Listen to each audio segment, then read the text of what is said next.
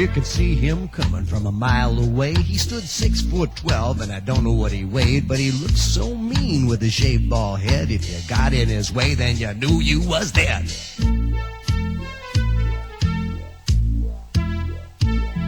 When he walked in the room, you could hear a pin drop and the bartender shaking as he tried to call a cop. You knew there was trouble as he opened his mouth with a sneer on his face from north to south.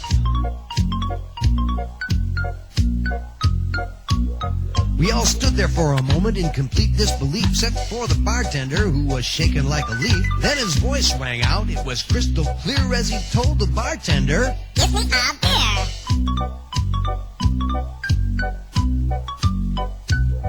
Well, I learned a lesson on that fateful night. Mama never told me, but it was plain as black and white. If you want to get respect, you only have one choice. You can't be big and mean with a little tiny voice.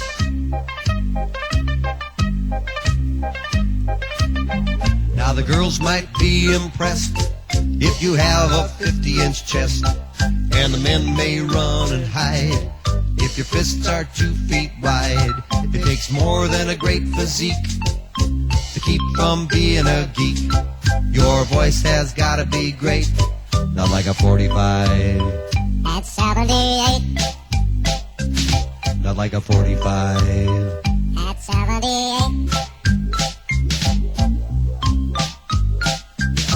Well, the girls all giggled and the men shook their heads. How embarrassing. The waitress said the bartender wasn't shaken when he called him Joyce, the great big man with the little tiny voice. Hey, you turkey, that's not my name. Well, shut up, geek, and pay me for your beer. Well, the girls might be impressed if you got a 50-inch chest, and the men may run and hide if your fists are 2 feet wide. It takes more than a great physique to keep from being a geek. Your voice has gotta be great, not like a 45. At 78. Not like a 45. At 78.